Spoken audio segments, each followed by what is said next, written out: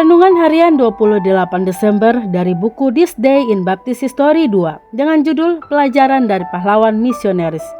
Nats yang diambil Injil Yohanes pasal 21 ayat 17 sampai 22. Isakar Jacob Roberts tentunya adalah salah satu misionaris yang paling gagah, tidak gentar, atau bahkan paling berani yang pernah melayani di bawah panji baptis di dunia. Yang pasti seiring dengan karakteristik yang luar biasa ini, dia pada saat yang sama juga agak tidak menentu. Dikenal dengan dua inisial pertamanya IJ, Robert lahir di Tennessee pada tanggal 17 Februari 1802. Pada usia 19 tahun dia bertobat dan dibaptis, dan dia masuk pendidikan di Furman Institute di South Carolina untuk mempersiapkan pekerjaan pelayanan. Dia ditabiskan ke dalam pelayanan di Shelbyville, Tennessee pada tanggal 27 April 1827.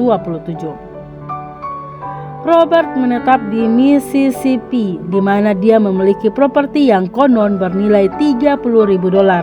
Ini jumlah uang yang sangat besar pada masa itu, karena terbeban untuk ladang misi di Tiongkok. Pada tahun 1836, Reverend Roberts menjual propertinya di Mississippi dan membentuk sebuah agen misi. Dana yang diperoleh dari penjualan real estate-nya disumbangkan untuk keperluan pengirimannya ke lapangan. Badan misi tersebut disebut Kentucky China Mission Society. Namun ketika dana tersebut gagal memenuhi kebutuhannya, Reverend Roberts mengajukan permohonan dan diangkat oleh konvensi 3 tahunan pada tanggal 6 September 1841. Misionaris yang tidak biasa ini terus bekerja sebagai pembuat pelana di Tiongkok sehingga menambah gajinya. Suatu beban mencengkram hati abdi Allah itu bagi para penderita kusta, dan ia menyerahkan dirinya untuk melayani mereka. Rekan-rekan misionaris khawatir penyakit kusta itu menular, dan Reverend Robert mendapati dirinya agak terisolasi dari rekan-rekannya. Dia menulis dalam buku hariannya, "Saya merasa sangat kesepian. Para misionaris jarang datang menemui saya, dan Brother Piercy yang kepadanya saya ajukan untuk tinggal bersama, berpikir kami dapat saling mencintai dengan lebih baik jika terpisah." 7 tahun berikutnya sang abdi Tuhan habiskan dalam pelayanan antara Macau dan Hong Kong. Pada tahun 1844, ia mendirikan sebuah gereja di Canton. Menyewa sebidang tanah, dia membangun sebuah kapel dan rumah misi. Dia juga membeli sebuah kapel terapung dan menjalankan kebaktian di sana. Betapa patah hati yang dia alami ketika gerombolan orang Tionghoa menyerang rumahnya, menghancurkan catatan gereja, dan menenggelamkan kapel terapung miliknya. Salah satu entry buku hariannya saat itu berbunyi, "Berkhotbah sebelum sarapan kepada 18 penderita kusta. Saya tidak akan pernah menjual pengetahuan saya tentang cara membuat pelana, karena hal itu membuat mandiri dalam penilaianku, karena dengan demikian aku dapat menyediakan dukunganku sendiri." Pada tanggal 1 Januari 1846, Reverend Roberts mengundurkan diri dari konvensi 3 tahunan dan dukungannya diperoleh dari Dewan Misi Luar Negeri Konvensi Baptis Selatan. Pekerjaannya atau dengan kaum Baptis Selatan secara umum berhasil dan dilanjutkan dengan keharmonisan yang wajar, hingga akhirnya berhubungannya dengan konvensi dibubarkan pada tahun 1852. Pada tanggal 1 Januari 1846, Reverend Roberts mengundurkan diri dari konvensi 3 tahun dan dukungannya diperoleh dari Dewan Misi Luar Negeri Konvensi Baptis Selatan. Pekerjaannya secara umum berhasil dan dilanjutkan dengan keharmonisan yang wajar, hingga akhirnya hubungannya dengan konvensi dibubarkan pada tahun 1852. Tragisnya, Reverend Roberts terlibat dalam pemberontakan besar Tiongkok pada tahun 1850-an sampai 64. Pemberontakan Hak Siu-Chuanan, pemimpin pemberontakan Taiping, pernah belajar di bawah bimbingan Reverend Roberts selama masa muda Hang. Pada tahun 1860-an, Reverend Roberts pergi ke Nanking, ibu kota kaum revolusioner. Di sana ia ditawari posisi Menteri Luar Negeri. Abdi Tuhan itu menolak semua jabatan sipil, tetapi menerima hak istimewa akses bebas ke wilayah pemberontakan.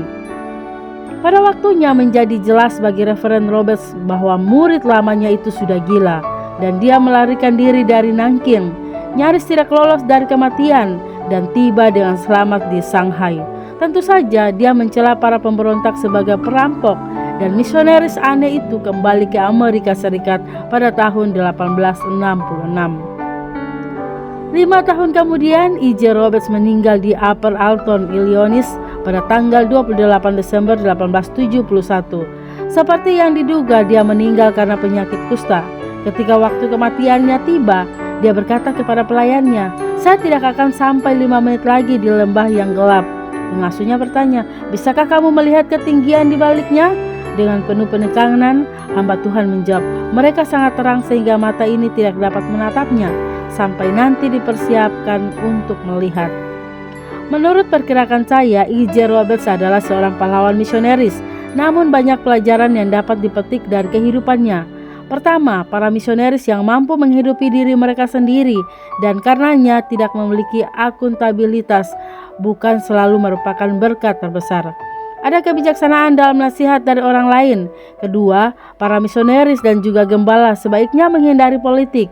Ketiga, ajaran Alkitabiah tentang tim misionaris lebih baik daripada misionaris yang sendirian dan tidak mempunyai penyeimbangan. Marilah kita hari ini berdoa memohon hikmat bagi para misionaris dan duta salib Tuhan Yesus Kristus yang terberkati. Renungan tambahan Dr. Suwanto Liau. Poin pertama, sungguh sebuah renungan yang sangat bagus yang bisa dipetik dari kehidupan dan pelayanan seorang Issachar Jacob Roberts atau E.J. Roberts. Seorang yang gagah berani dan yang sangat rela berkorban. Melayani para penderita kusta pada zaman penyakit itu belum ada obat dan sangat menular itu menandakan dia punya hati yang luar biasa mengasihi. Bahkan teman-teman misionarisnya menghindarinya dan berkata bahwa mereka akan lebih mengasihi jika ada jarak karena mereka takut tertular. Tidak banyak orang yang rela mengambil risiko untuk melayani orang-orang kusta, padahal mereka sangat membutuhkan dan patut dikasihani. Akhirnya E.J. Roberts memang tertular dan meninggal karena kusta. Tuhan pasti menyediakan hadiah khusus untuknya. Poin kedua, E.J. Roberts adalah seorang yang sangat hebat yang menjual seluruh hartanya untuk membiayai pelayanan misionarisnya dan kemudian sanggup bekerja sebagai tukang buat sadel untuk menghidupi diri sendiri. Ia memiliki seorang murid yang kemudian menjadi pemimpin pemberontak Taiping, seorang yang sangat terkenal, Hung Shui Chuan. Mereka mau mengangkat dia menjadi menteri luar negeri jika pemberontakan mereka berhasil, dan dia menolak. Dia hampir terjebak dalam berpolitikan bahkan pemberontakan karena bekerja menghidupi diri sendiri dan juga terlibat politik. Akhirnya pelayanan menjadi tidak fokus sehingga tidak membawa hasil yang gemilang. Tuhan pasti lebih senang dan hasil akan lebih gemilang jika ia fokus melayaninya daripada bekerja dan berpolitik. Poin ketiga, misionaris yang melayani di wilayah yang sangat konflik politik pasti sangat sulit dan penuh resiko. Pihak yang bermusuhan bisa melihat dia berada di pihak yang berlawanan dan berusaha menyakitinya.